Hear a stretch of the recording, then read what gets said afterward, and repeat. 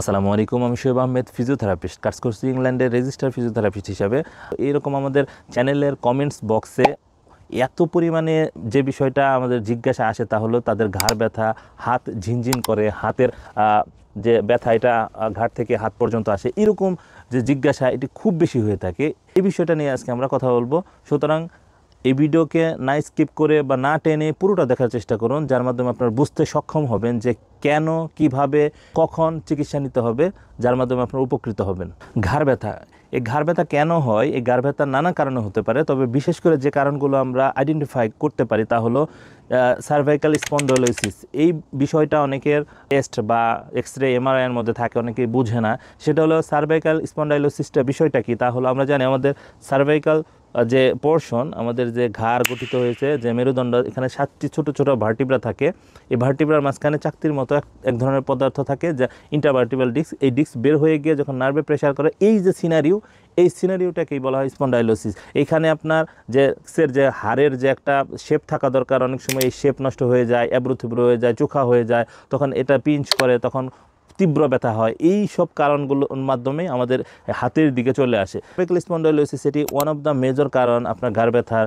এছাড়া আপনার দীর্ঘক্ষণ কম্পিউটার, মোবাইল, বিশেষ করে মোবাইল আপনার স্ক্রোলিং যখন এরকম মাথা নিচু করে করেন ঘন্টার পর ঘন্টা, এটি মনে রাখা দরকার, যখন আপনার এরকম ঘাড় একটা নিউট্রাল 90 ডিগ্রি আকারে থাকে, তখন আপনার এই ঘাড়ের ওজন যতটুকু থাকে, যখন আপনি এরকম অ্যাঙ্গেল কমে যায়, এটার ওজন ডাবলের পরিমাণে হয়ে যাবে। অর্থাৎ আপনার মাথার ওজন, আপনার শরীরের যে আর্গোনবিক বা কোণগতভাবে যে আপনার মাথা থাকা দরকার যেই পজিশনে, এটা যখন এরকম ঝুঁকে যায়, তখন এই মাথার ওজন অনেক পরিমাণে বেড়ে যায়, এটা স্বাভাবিকের তুলনায় ডবল হয়ে যায়। সুতরাং যখন এরকমভাবে করেন, তখন এই মাসেলগুলো একটা সময়, বছরের পর বছর, মাসের পর মাস যখন এরকম করেন, তখন এই মাসেলগুলো এফেক্টেড হয়ে যায়, স্পাজমিক অবস্থা হয়ে যায়, শক্ত হয়ে যায়। তখনই সাধারণত এই এফেক্টেড হওয়ার কারণে, তখন এই মাসেল প্রথমে এফেক্টেড হয়, তারপর স্ট্রাকচারে যায়, অর্থাৎ এই হাড়ে যায়, ইন্টারভার্টিব্রাল ডিস্কে যায়, নার্ভ এফেক্টেড হয়। এই টোটাল সিনারিওটা শুরু হয় এভাবে, বিশেষ করে দীর্ঘ সময় মোবাইল, কম্পিউটার এরকম চালানোর কারণে। এছাড়া আরেকটি কারণ, তা হলো আমরা জানি যে ট্রমাটিক কারণ। অনেক সময় কেউ ব্যথা পান, গাড়িতে অ্যাক্সিডেন্ট করেন। তারপরে সবচেয়ে যে বেশি কারণ হয় তা হলো যে আমরা যখন শুয়ে থাকার কারণে কারো বালিশ উঁচু থাকে, কারো নিচু থাকে, যার কারণে অনেক সময় যে কখন ঘুমিয়ে যে আমরা জানি না। এই পশ্চারাল যে প্রবলেম, বিশেষ করে দুটো বালিশ অথবা 3টি বালিশ, কিভাবে একটা যে পজিশন থাকা দরকার সেই পজিশন মেনটেন করি না, যার কারণে সকালে ওইটা দেখে আমরা তীব্র ব্যথা, ঘাড় নাড়াইতে পারি না। এই প্রবলেমগুলাই ইউজুয়ালি আমাদের রুগীরা বলে থাকে। এবার আসে হাত ঝিনঝিন কেন করে। ঘাড়ের সাথে হাত ঝিনঝিনের সম্পর্ক কি? হাত ঝিনঝিনের সম্পর্ক হলো, এই ঘাড় থেকে আমাদের এই হাতে সব নার্ভ ডিস্ট্রিবিউশন হয়েছে এই ঘাড় থেকে। সুতরাং যখন আপনার ঘাড় এফেক্টেড হবে, যখন ঘাড় আপনার এফেক্টেড হবে, কিংবা ঘাড়ে যখন এই নার্ভ প্রেসারে থাকবে, তখন ওই নার্ভ যেই দিকে পৌঁছে গেছে, যেই দিকে ডিস্ট্রিবিউশন হয়েছে, ওই পুরো জায়গাটুকু ঝিনঝিন, শিনশিন, অ্যাবনর্মাল সেন্সেশন বা পেইন নিয়ে আসবে। এই অবস্থায় মনে হবে আপনার যে হাতের দিকে আপনার ঝিনঝিন করতেছে। আপনার প্রশ্ন জাগতে পারে কেন এটা ঘাড় থেকে হবে। এটা ওয়ান কাইন্ড অফ, যে আমরা যখন আপনার লাইট ফ্যান, যখন আপনার সুইচ থেকে আপনার লাইট যখন দূরে থাকে, আপনি চাইলেও লাইট আপনার হাত দিয়ে চাইলেও আপনি অফ করতে পারবেন না। এই লাইট অফ করতে গেলে আপনার সুইচের কাছে যেতে হবে, অর্থাৎ যেইখানে মেইন আপনার ওইটার সুইচ, সেখান থেকে বন্ধ করলে লাইটটা অফ হয়ে যাবে। ঠিক একইভাবে আপনার এই সুইচ হলো এই ঘাড় থেকে, আর হাতে হলো আপনার লাইটের মতো। সুতরাং এই হাত আপনার চিকিৎসা করে বা এই হাত নিয়ে চিন্তা করে লাভ নেই।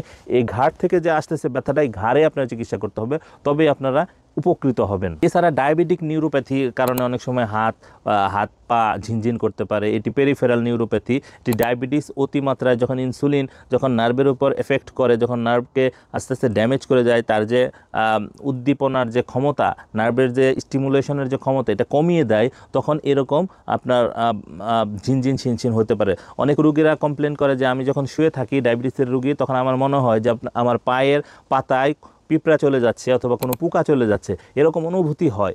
এই অনুভূতিগুলো ডায়াবেটিস নিউরোপ্যাথির কারণে হতে পারে। সেই ক্ষেত্রে আপনার ডায়াবেটিক কন্ট্রোলে আনলেই কেবল এগুলো কমতে পারে। এছাড়া কারো যদি পায়ের উপর পা বা হাতের উপর হাত যখন প্রেশার লেগে থাকে, যখন নার্ভ ঠিকমতো পালস করতে ঠিকমতো তাদের স্টিমুলেশন যখন পাস না করতে পারে, নার্ভের যে স্বাভাবিক কার্যক্রম এটা যদি ব্যাহত হয়, তখনই কেবল এরকম ধরে আসে, অবশ লাগে, ঝিনঝিন করে। এটি একটা নর্মাল প্রসেস। যখন আপনার এটা প্রেশার আপনি সরিয়ে দিবেন, যখন একটু নড়াচড়া করবেন, তখন আপনার ঠিক হয়ে যাবে। এর সাথে আছে ভিটামিন B12। ভিটামিন B12-এর যদি আপনার ঘাটতি থাকে, সেক্ষেত্রে আপনার হাত পা ঝিনঝিন করতে পারে। এবার আসি আমরা চিকিৎসা নিয়ে আলোচনা। তাহলে আমাদের যদি ঘাড় ব্যথা হয়, আমাদের হাতের দিকে ঝিনঝিন শিনশিন করে, তাহলে কি ধরনের চিকিৎসা নিব? মনে রাখতে হবে, যদি আপনার ডায়াবেটিক নিউরোপ্যাথি হয়, সেক্ষেত্রে আপনার ডায়াবেটিক কন্ট্রোল করতে হবে।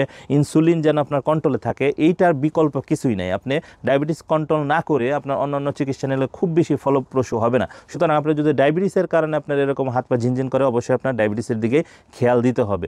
এছাড়া যদি আপনার রক্ত সঞ্চালনের কারণে যদি আপনার এটা হয়, এটা খুব বেশি ভয়ের কিছু নাই। যখন এই হাতের পায়ের উপর পা থাকে, হাতের উপর হাত থাকে, এরকম যখন আপনি সরিয়ে দিবেন কিংবা একটু মাসাজ করবেন, বা এটা ব্লাড সার্কুলেশনটা যদি আবার ঠিক হয়ে যায়, সেক্ষেত্রে আপনার এই প্রবলেম সলভ হয়ে যাবে।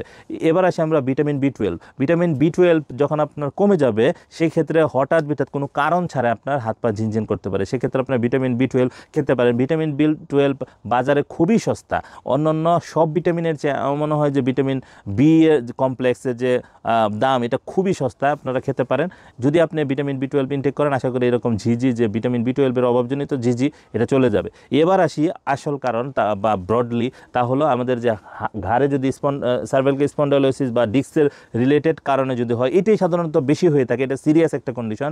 যদি এটা হয়ে থাকে, তাহলে আপনার এই ঘাড়ের জন্য আপনার ফিজিওথেরাপি নিতে হবে। এটা কনজারভেটিভ ট্রিটমেন্ট। এটি যদি আপনি প্রথম দিকে নেন, এটি 2 থেকে 3 সপ্তাহ যদি আপনি ফিজিওথেরাপি কন্টিনিউ করতে পারেন, আশা করা যায় আপনার জীবদ্দশায় খুব বেশি প্রবলেমে পড়বে না। সুতরাং আপনার যে প্রবলেম, এটা টোটালি কিউর হয়ে যাবে বা একেবারে ভালো হয়ে যাবে। তবে মনে রাখা দরকার, আপনারা যদি প্রথম দিকে এটাকে গুরুত্ব না দেন, এরকম যদি ডিস্কজনিত প্রবলেম, ঘাড় ব্যথা, তাহলে আপনার অপারেশন পর্যন্ত যাওয়া লাগতে পারে। তবে এই ঘাড়ের ব্যথার কারণে বা ঘাড়ের যে ডিস্ক প্রলাপসের অবস্থায় যখন আপনার অপারেশনে যাবেন, এটা সাকসেস রেট অনেক সময় খুব ভালো আসে না। তখন আপনার 4 হাত পাই আপনার পঙ্গু হয়ে যেতে পারে। এটা ভয় দেখানোর জন্য, এটা বাস্তবতা।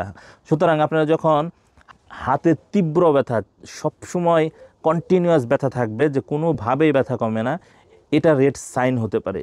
এই রেড সাইন হলে আপনার অপারেশন লাগবে। বিশেষ করে আপনার যদি পেশাব পায়খানা ধরে রাখতে না পারেন, তখন আপনার অপারেশন লাগবে। সুতরাং প্রথম দিকে আপনার ঘাড় ব্যথাকে গুরুত্ব দিতে হবে। প্রথম দিকে আপনার ফিজিওথেরাপি স্টার্ট করতে হবে। ফিজিওথেরাপির মাধ্যমে আপনি সম্পূর্ণ সুস্থ হতে পারবেন। আশা করি আমাদের ভিডিওর মাধ্যমে এই সম্পর্কে সম্যক ধারণা পেয়েছেন। এরকম ভিডিও আপনি এবং আপনার আত্মীয়দের মধ্যে ছড়িয়ে দেওয়ার জন্য আমাদের চ্যানেলকে লাইক, কমেন্ট, সাবস্ক্রাইব করে আমাদের সাথে থাকুন। ধন্যবাদ সবাইকে। আসসালামু আলাইকুম।